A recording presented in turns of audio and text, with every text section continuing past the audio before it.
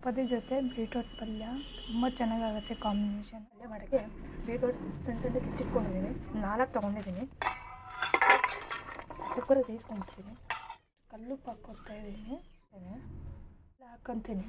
Option ಅಲ್ಲ, ಹಾಕೊಳ್ಳೋದು ಹಾಕ್ಕೊಡ್ತೀನಿ. ಇಲ್ಲಾಂದರೆ ಕುಕ್ಕರಲ್ಲಿ ಬೇಯಕ್ಕಿಡ್ತೀನಿ. ಯೂಸ್ ಮಾಡಿ 4-5 ವಿಷಲ್ ಕೂಗಿಸ್ತೀನಿ. ಚೆನ್ನಾಗಿ ಕೂಗಬೇಕು. ಹಾಕ್ಕೊಂಡಿದ್ದೀನಿ. ಒಂದು 4-5 ವಿಷಲ್ ಕೂಗಿಸ್ಬೇಕು. ಹಾಕ್ಕೊಂಡಿದ್ದೆ ಇದು ಒಗ್ಗರಣೆಗೆ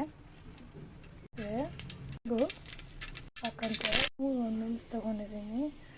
ರುಬ್ಬಿ ಹಾಕ್ಕೊಳ್ಳೋಣ ಅಂದರೆ ಕಾಯಿ ಸಾರಿಸೋ ಥರ ಮಾಡೋಣ, ಕರೆಂಟ್ ಹೋಗ್ಬಿಟ್ಟಿದೆ. ಅದಕ್ಕೆ ಮೆಣಸು ಹಾಕ್ಕೊಂಡಿದ್ದೀನಿ. ಇದಕ್ಕೆ ಮೆಣಸು ಹಾಕ್ಕೊಂಡಿದ್ದೀನಿ.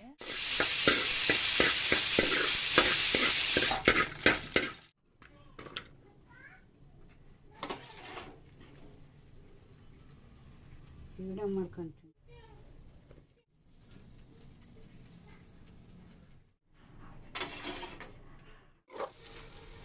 ಬೀಟ್ರೋಟ್ ಹಾಕ್ಕೊಂಡಿದ್ದೀನಿ. ಅದು ಹಾಕ್ಬೇಕಾದ್ರೆ ವೀಡಿಯೋ ಮಾಡ್ಕೊಳಕ್ಕಾಗಿಲ್ಲ.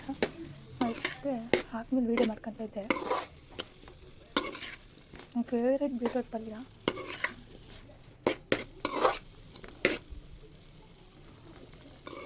ಅವಾಗ ಮಾಡ್ಕೊಂಡು ತಿಂತಿದ್ದೆ. ಅದು ತಿಳಿ ತೆಗ್ದುಬಿಟ್ಟು ಸಾರು ಮಾಡ್ಬೋದು.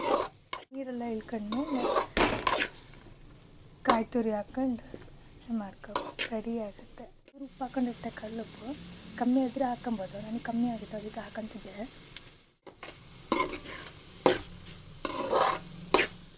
ಅಷ್ಟನ್ನ ಹಾಕೊತೀನಿ.